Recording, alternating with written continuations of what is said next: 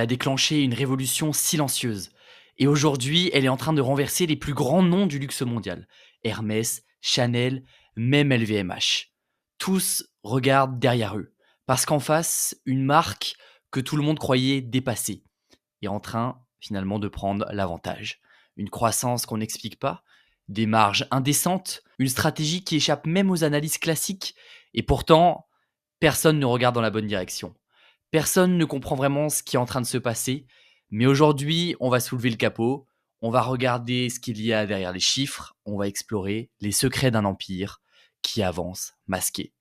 Bonjour à tous, je suis Sébastien, conseiller en investissement financier et chef des opérations chez Value Investing Screener, Divis pour les intimes. On se retrouve donc aujourd'hui pour une nouvelle analyse d'action, une analyse faite grâce au logiciel VIS. Et pour rappel, ce que je partage ici est vraiment à but éducatif. Ce n'est pas un conseil d'investissement ni une recommandation personnalisée. Chacun doit faire ses propres recherches en fonction de sa situation. Et comme toujours en bourse, les performances passées ne garantissent pas c'est l'avenir et investir comporte bien évidemment des risques. J'ai utilisé donc comme évoqué Value Investing Screener pour détecter des entreprises comme celle-ci avant que tout le monde ne se réveille. Vous filtrez, vous analysez et vous tombez sur des opportunités réelles et pas des buzzword stocks. J'ai glissé un petit code promotionnel dans la description, nommé Sébastien. Libre à vous d'aller l'utiliser. Mais maintenant, entrons dans le vif du sujet. Quelle est cette marque qui défie les géants? Comment a-t-elle fait pour revenir d'entre les morts? Et surtout, quel est son véritable plan pour dominer le monde? Pour le comprendre, il faut revenir au tout début. Pas sur les podiums, mais dans la poussière. Entre les coutures d'un vieux sac de voyage, voici l'histoire cachée de Prada et les secrets d'un empire. Oubliez les podiums. Oubliez les vitrines éclairées de la rue Saint-Honoré. L'histoire de Prada commence dans la poussière, entre les coutures d'un vieux sac de voyage, car avant de devenir un empire de mode, Prada était un pari. Nous sommes en 1913. L'Europe vit encore à l'heure des empires. À Milan, un homme taille du cuir dans l'arrière-boutique d'un magasin. Il s'appelle Mario Prada. Il n'est pas riche, il n'a pas fait d'école de commerce, mais il a quelque chose de plus rare encore, une vision. Il comprend que dans le luxe, ce qui compte, ce n'est pas seulement la qualité, c'est la perception. Le prestige n'est pas un attribut, c'est un décor. Alors, quand il ouvre sa première boutique avec son frère Martino, il choisit un lieu qui parle à l'inconscient collectif, la Galleria Vittorio Emanuele II. L'endroit le plus noble de Milan, là où marchent les rois, mais pas les marchands.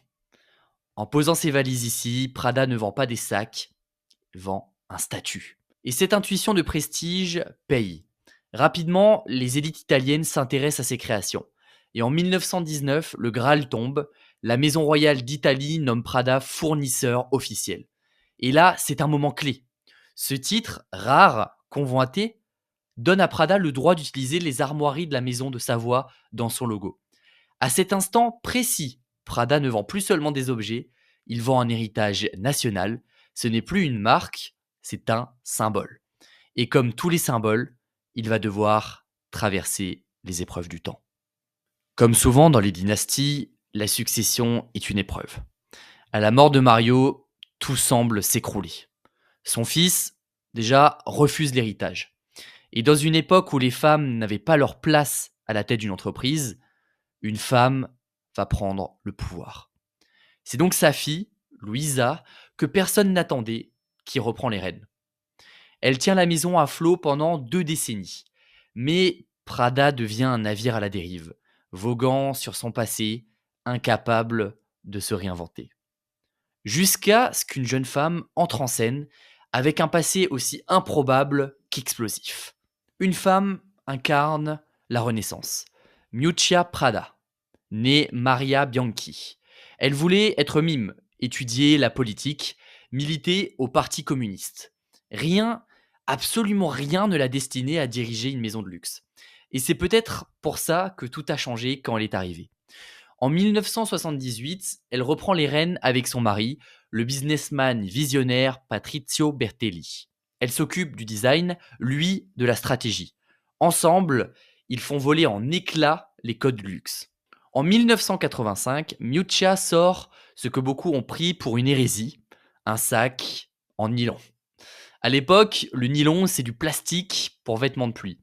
Le luxe, c'est plutôt le cuir, l'or, le lourd. Mais Miuccia comprend avant tout le monde que le vrai luxe, ce n'est pas la matière, c'est l'idée. Le sac Pocono devient un nighty bag, un statement, un manifeste. Elle impose une nouvelle équation. Intelligence, utilité, minimalisme, ce qui donne le désir. Prada n'imite pas la mode, Prada propose un autre chemin. Puis vient le temps de la signature. Le triangle inversé, le vert Prada, le noir comme ton dominant. Dans un monde de strass, Prada choisit le silence. Et c'est ce silence qui va faire bruit. En 1988, Miuccia lance la première collection de prêt-à-porter féminin. Des coupes simples, des couleurs sobres, trop sobres même, mais c'est voulu. Elle prépare son terrain, elle pose les fondations du style Prada. Et quelques années plus tard, elle frappe fort, très fort. Miuccia avait lancé une révolution. Mais il fallait maintenant la faire tenir sur le long terme. Alors, avec Patrizio, elle pense que l'entreprise doit être comme un organisme vivant. Chaque branche a un rôle, chaque label une personnalité.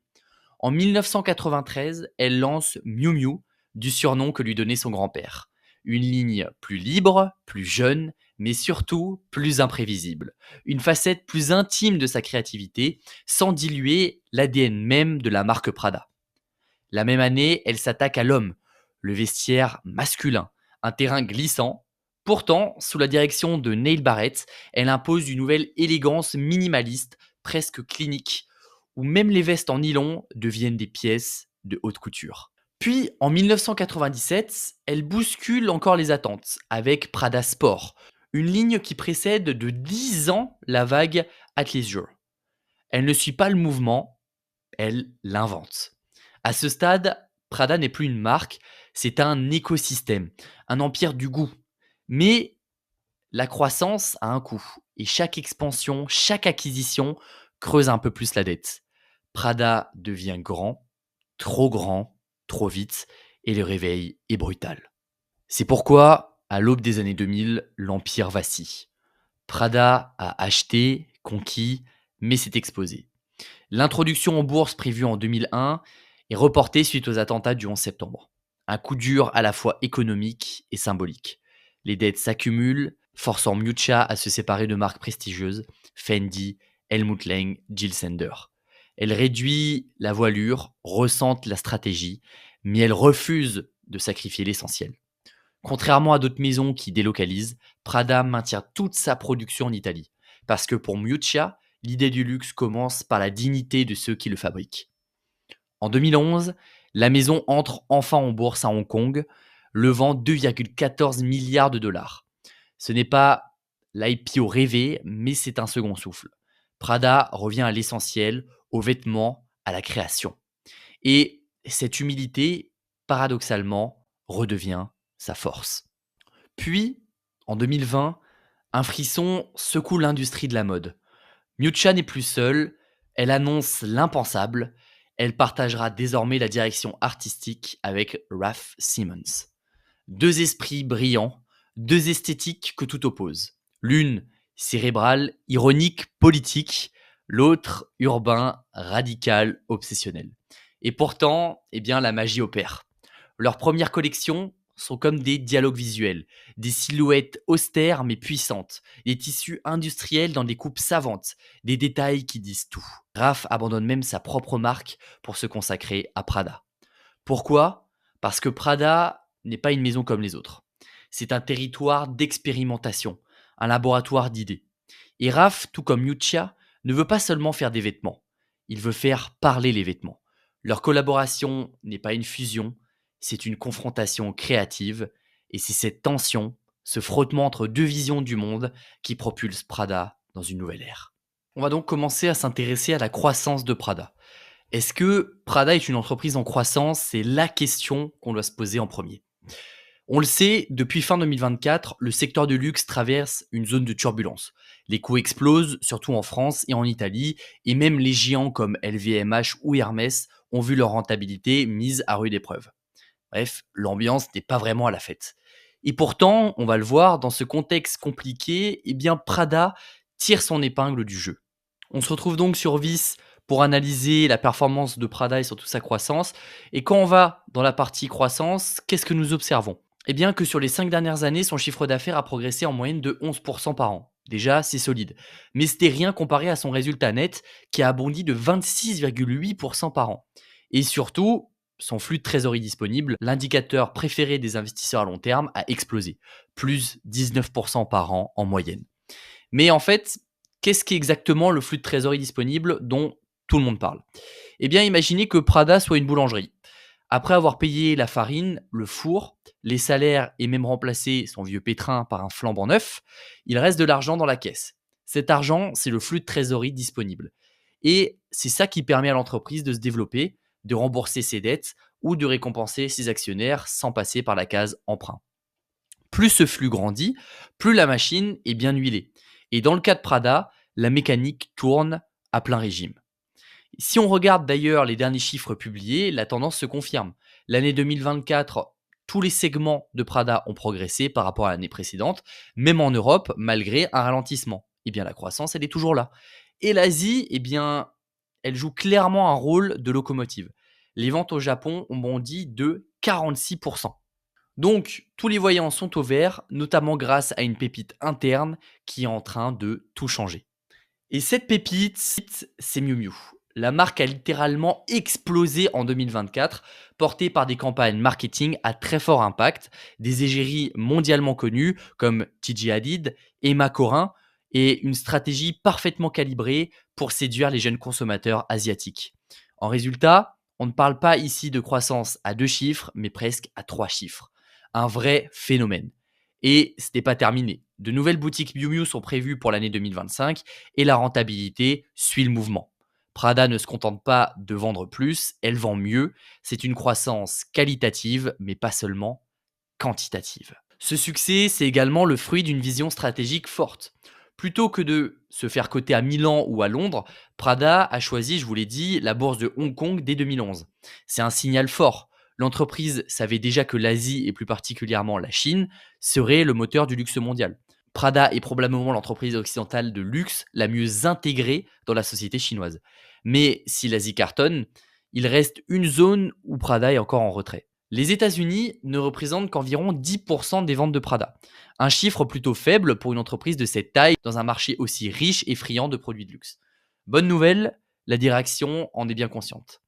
Depuis fin 2023, l'entreprise a mis les bouchées doubles, rénovation des boutiques, remaniement complet des équipes locales et surtout un geste fort, l'achat du magasin mythique de la 5e avenue à New York pour 425 millions de dollars. Clairement, Prada veut se faire une place outre-Atlantique. Alors, oui, les résultats pourraient rester un peu timides à court terme, mais la stratégie long terme est en place et elle s'inscrit véritablement dans la durée. Dernier point, cette faible exposition aux États-Unis a aussi un effet bouclier. En cas de guerre commerciale ou de hausse des droits de douane avec l'administration Trump, eh bien Prada est moins exposé que ses concurrents, très dépendants du marché américain. On a vu que Prada grandissait vite, mais est-ce qu'elle grandit bien? Est-ce que chaque euro de vente lui rapporte plus qu'avant? Pour ça, on va regarder les marges. Et là aussi, vous en conviendrez, Prada fait un joli bond en avant. Commençons par la marge brute. C'est un peu comme la différence entre le prix auquel Prada vend un sac à main et le coût de fabrication de ce sac. Plus cette marge est élevée, plus l'entreprise garde de valeur à chaque produit vendu. Une moyenne de 77,4% sur les 5 dernières années, ce chiffre montre clairement que Prada a su renforcer sa maîtrise des coûts tout en augmentant la perception de valeur de ses produits. C'est une vraie prouesse dans le monde du luxe.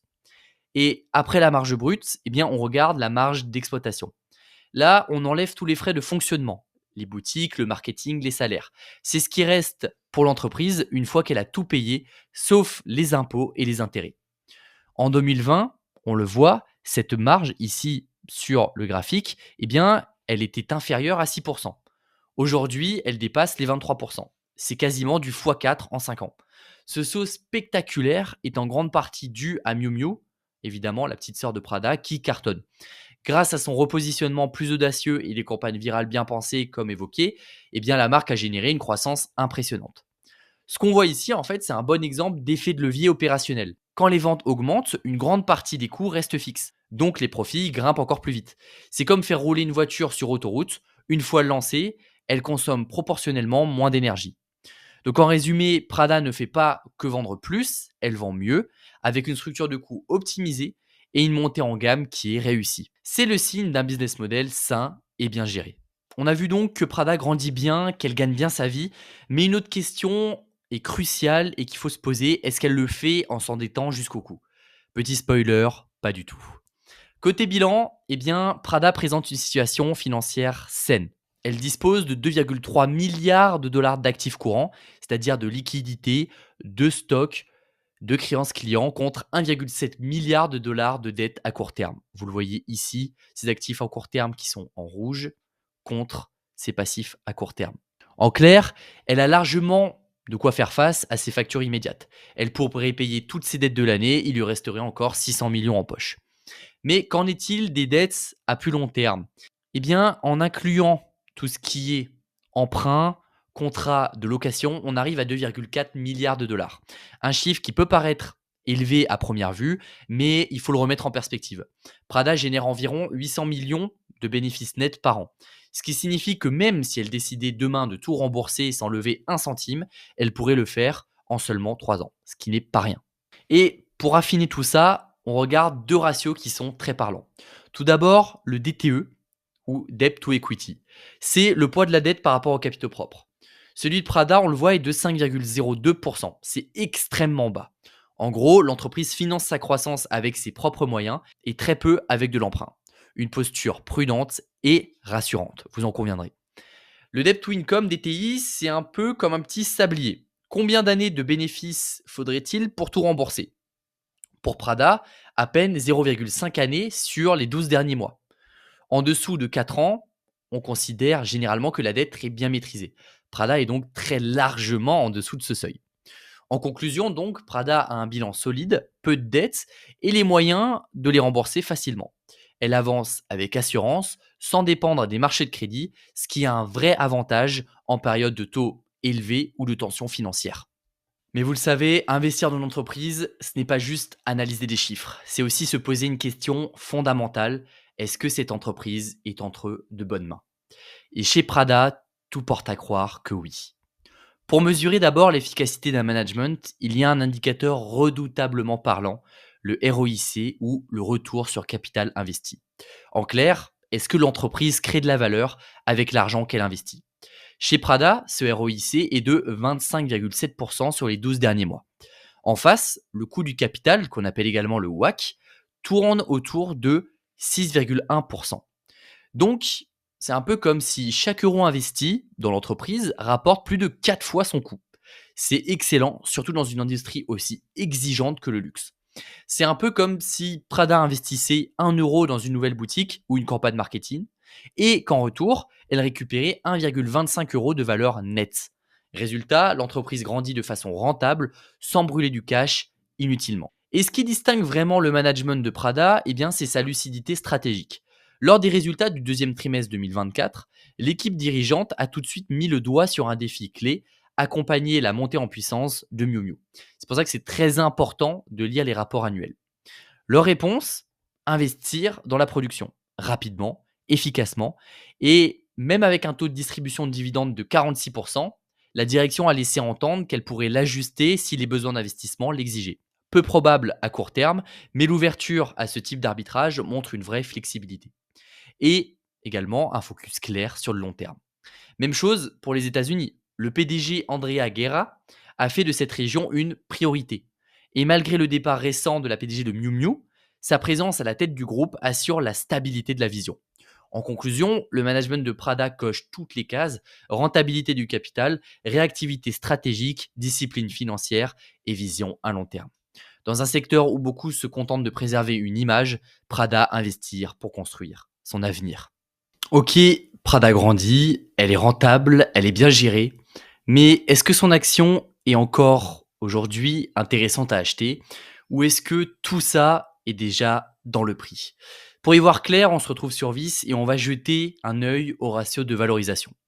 D'abord, le PER ou le Price Earning Ratio. Il est à 19,26 contre 33,7 pour l'industrie. Ces ratios représentent ce que les investisseurs payent pour chaque dollar de bénéfice net généré par Prada. En comparaison, du coup, cette moyenne de l'industrie est beaucoup plus élevée. Autrement dit, les investisseurs payent moins cher pour la même qualité de bénéfice et vu la solidité de Prada, ça pourrait être très bien une très bonne affaire.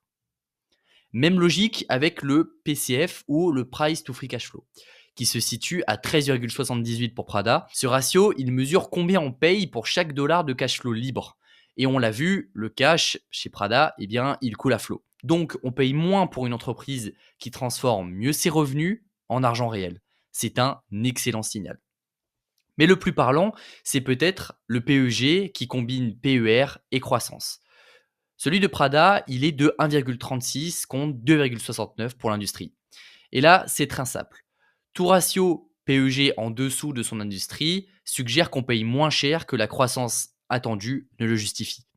Et donc à 1,36, on est dans la zone de croissance à prix cassé. Maintenant, un peu de perspective sur tout ça. Aujourd'hui, l'action Prada se négocie autour de 7,67 $. Avec un bénéfice par action, quand on fait des recherches, de 0,34, ça nous donne un PER réel d'environ 22,5. Et si on considère qu'avec son profil de croissance, Prada mérite au moins un multiple de 27, sans aller jusqu'au extrême comme Hermès, sa valeur juste serait autour de 9,18 $, soit une hausse potentielle de son cours de 20%, rien qu'en ajustant le multiple. Mais ce n'est encore une fois qu'une hypothèse personnelle. Et si on allait plus loin, avec un multiple plus généreux de 30 par exemple, on obtiendrait une valeur proche des 10,20 $ par action. Donc oui, à ce stade, Prada est potentiellement sous-évalué. Mais attention, il y a des risques à ne pas négliger. L'action est peu liquide, donc les écarts entre l'offre et la demande peuvent être importants. Et la situation économique en Chine, on le sait, reste plutôt incertaine. Sans parler des tensions géopolitiques qui pourraient peser sur véritablement l'ensemble du secteur. En conclusion, Prada offre aujourd'hui un profil rare, une croissance solide, une rentabilité impressionnante et une action qui ne semble pas encore avoir reflété tout le potentiel dans son prix. Pour un investisseur discipliné, ça pourrait ressembler à une opportunité, mais attention, vous le savez, en investissement, rien n'est garanti. N'hésitez pas à me dire votre avis d'ailleurs sur la valorisation dans les commentaires. On arrive donc en fin de cette vidéo et véritablement, ce que Prada vient de réussir, on l'a vu, c'est un hold-up. Une prise de contrôle à la fois douce, brutale et invisible. Pendant que tout le monde regardait les défilés, elle renforçait ses marges, accélérait en Asie et posait ses pions là où les autres ne voyaient qu'un terrain mineur. Un sac en nylon, eh bien, c'était le symbole. Mais derrière ce sac, il y avait un système. Et aujourd'hui, ce système est en train de faire trembler tout l'ordre établi dans le luxe mondial. Alors oui, Prada ne fait pas autant de bruit que LVMH, mais elle avance, elle encaisse et surtout, elle prépare la suite. J'espère que cette vidéo vous a plu. Si vous l'avez appréciée, n'hésitez pas à liker la vidéo, à vous abonner, à activer la cloche pour ne pas rater les prochains épisodes.